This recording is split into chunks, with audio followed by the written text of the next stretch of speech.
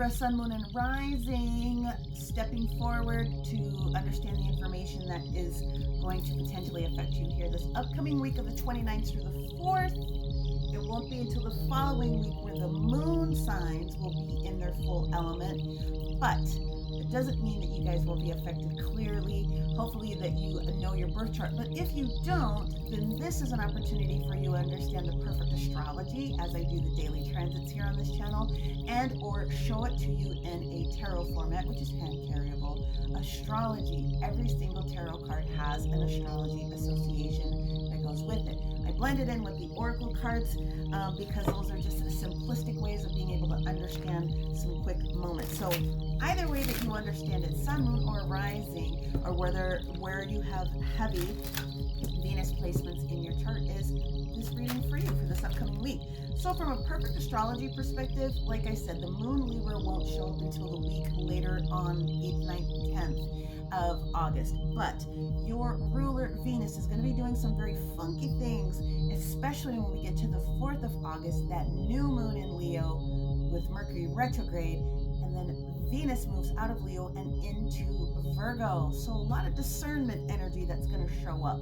So be paying attention to the different correlations that happen to you in the daily astrology. Now, what we have is the energy of it is within reach. Now, to me, as I've been doing this for a hot minute, this seems as though you might have been struggling just a little bit about trying to achieve something new or really grasping it towards you. So let's talk about what the universe wants to share with you and how we're going to do that, as we're going to bring in some of the Thoth Tarot, and I'm going to explain the correlations of some things for you, where I can pull out some major or specific things for this upcoming week. I will, but again, you're welcome to take a look at the daily transits and look at your personal natal chart to get a little bit more information. Let's see what we have here.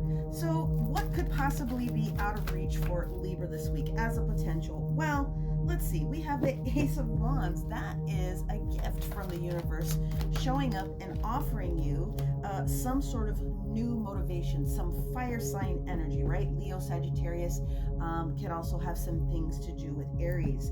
The other energy that we see for you this week, and just, this is just the energy for the week, we have the Knight of Swords. Again, the Knight of Swords and the King of Swords has come up a lot for a lot of people this week. So that Knight of Swords being Aquarius energy.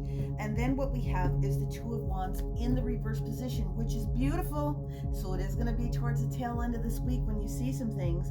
So again, you have the Ace of Wands, which is this motivation to want to be able to do something. Again, it is within reach. It might look like it's escaping you a little bit this week, but when you have this Aquarian energy that comes in, right? So this Knight of Swords energy, where it is that you're doing things from a perspective of growth and moving forward, a lot of crown chakra energy comes in with this particular card. It's assisting you because there's some notification or there's some energy that's going to be shared with you this week about helping you use this wand and these new smarts. And then you go from the Ace of Wands to the Two of Wands in a progressive sort of energy. Now the Two of Wands that shows up is titled, whoops, wrong hand, beg pardon, is titled Oppression, but it's not really oppression when it's in the reverse position. So there's a progressive energy from the 1 to the 2, which means there's a firm decision that's being made this week. It opens itself up to you, and again, you're using that Sagittarius energy that comes with this fire sign. Two of Wands is Sagittarius energy, and it is mixed in with what Papa Saturn is doing. So there's going to be some sort of agreement that shows up a little later on this week. I'd be paying attention to what is happening with Papa Saturn later on this week, and that's probably going to be Friday of this week and Saturday of this week for Libras. Of course, we'll pay attention to what goes on in the astrology chart when we get to the dailies, but Papa Saturn is going to loosen up at some point this week to allow new energies to step forward. So let's just flip that little guy back over here. Pay attention to where you have Sagittarius or Jupiter in your own chart as well, just to bring that correlation back around. Pay attention to where you have signs in Aquarius, or pay attention to where you have Uranus or Uranus. We never say Uranus because that's just tacky. In your own birth chart to give you a little bit more information. Let's go ahead and pull some energy oracles. I'd like to see what else we can see, and then I'm going to clarify where the world is coming. We're about ready to shift. Now, the energy oracles are not tarot, but it's this card specifically carries a lot of punch with it. And when cards show up for me in the sideways position, you're carrying this energy of change, and this equals Saturn. So really be paying attention to what Saturn is doing. Is there anything else that we need to be able to see here? Thank you, thank you, thank you. Yes, 2 more cards. And here we go. Just to wrap this up, we have the Temple card.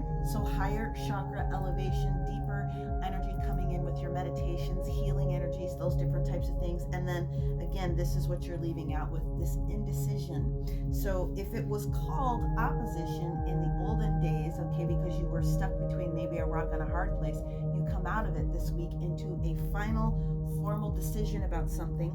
And I said 2 of Wands. I apologize. This is the 10 of Wands, which means you're still coming out of that energy. It's still Sagittarius energy. I beg your pardon.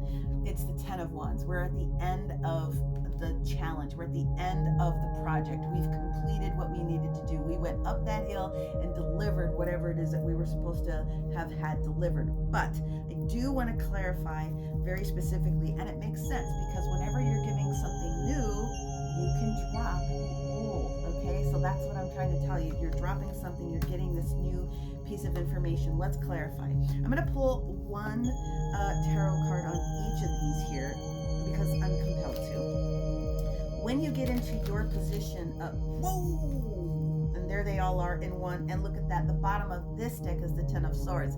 So not only are you losing anything that has been challenging in action, you're losing anything that's been challenging in your thoughts as well. Good for you. So we're going to take these just as they are. It looks like this. There has been some concern with what's going on within the King of Cups energy. That's Moon, Pisces, water energy, just kind of feeling bleh, like can't really get there. Again, can't really quite get there, but this week you will. This is what I love. This 3 of Swords energy. 3 days, 3 weeks, 3 months, but getting over something that's been a little bit challenging. This is the energy you could be bringing in with you at the beginning of the week, but at the end of the week, you get this. It's that Ace of Swords. So this is what it is that you're looking for. And when you put the 3 and the Ace together, you get the 4 of Swords, which is rest and or higher communication with spirit. So please make sure that you're going into meditation this week to get all of the other juicy bits and information that you can get for yourself, because your team is really here to assist you. We're going to go in with the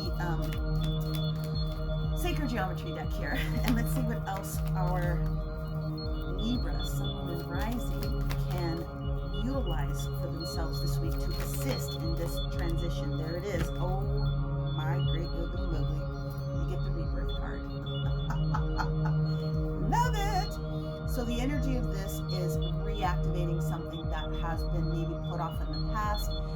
I know I talked about it in today's transition about putting something that you've previously worked on. That's what the planets were trying to tell you to do today here on Saturn Day. By the time you get to next week, using the energy of Metatron's cube, all facets, right? So your manifestations are coming around in a different way. So the universe is asking you to make sure that you go in with the universe. If you have the shape of Metatron's cube, this is perfect to use for gridding.